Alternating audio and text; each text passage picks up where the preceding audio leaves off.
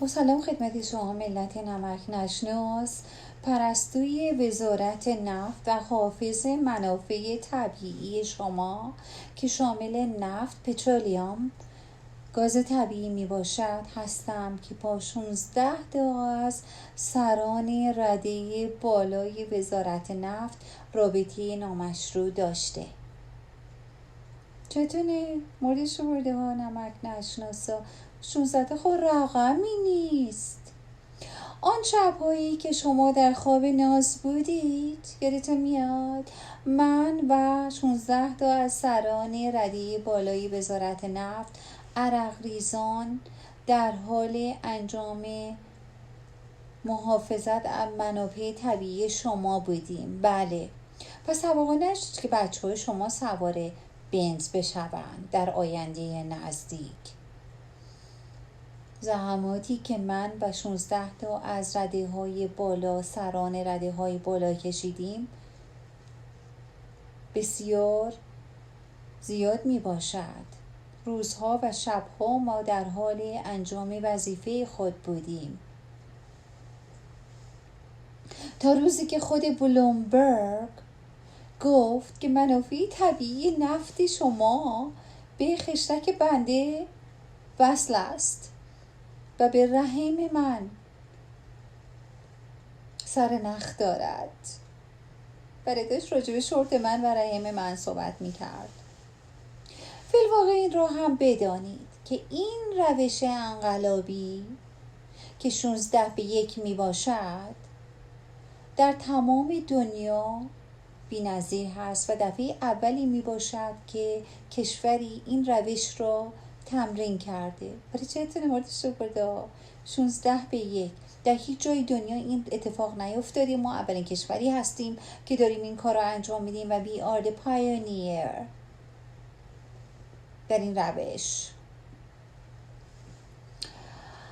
روزها شده بود که وقتی که ما در سر میز مذاکره بودیم، بیشتر البته تخت خواب بود. آره خود تخت خواب بزرگ 16 نفر اینا. آره دیگه. و وقتی که ما در سر همین میز یا همون تخت خواب راجع به مسائل پتروشیمی، پترولیوم و گاز طبیعی و اینها راجع به مذاکره بودیم،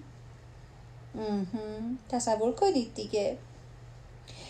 تا من روزها بود که تا من کلمه اوپک می آوردم یک دفعه می دیدم سران کشور که یدالله و اسدالله و فرجالله و گداالله اینا بودن، خب اسمشم 16 تا ماشاءالله. خب خیلی ما اسم اوپک و مذاکره رو می آوردم و یا راجع به بشکه‌های نفت صحبت می کردم که چگونه تحریم ها رو دور زده و این بشکه‌های نفت رو به برادران سوریه رسانده. یک دفعه می دیدم یدالله و اسدالله و یدالله و گداالله اینا شلوارها همه آمده پایین، زیپ ها همه باز شده.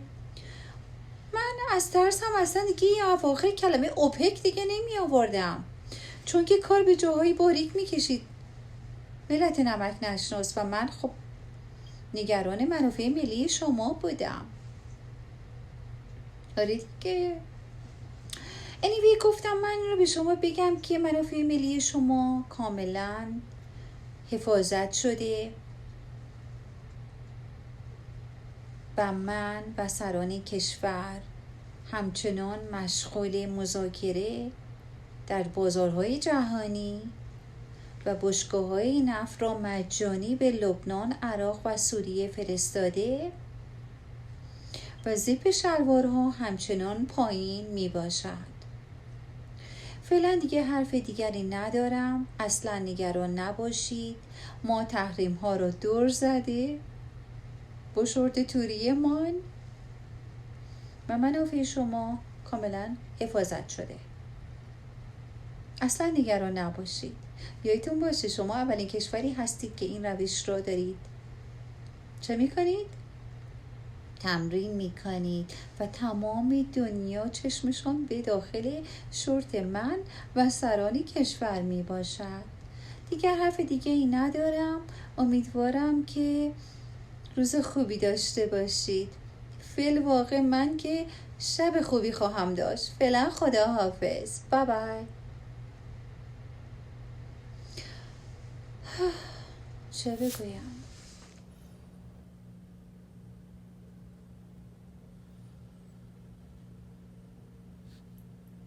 برنامه گفتگوی ویژه از دادستان کل درباره ماجرای یک زن نفوذی در وزارت نفت و دستگیری یک مقام نفتی سوال شد که آقای منتظری اصل موضوع را تایید کرد. پرونده های این چنینی که در دادسرا تشکیل میشه تا زمانی که مشغول تحقیقات هستن و بازپرس داره این تحقیقات لازم رو انجام میده، نه به موجب قانون ما مجازیم که اینها رو افشا بکنیم و نه مصلحت مجموعه کشور هست که ما بخوایم اینها رو دنبال بکنیم و یا اطلاعات ناقصی رو در اختیار دیگران بگذاریم. یک جرمی واقع شده، دستگاه اطلاعاتی و امنیتی و دستگاه قضایی ورود پیدا کردن، باعثی که این تحقیقاتش تکمیل بشه. وقتی به مرحله رسید که قابل نشر باشه قطعاً منتشر خواهد شد.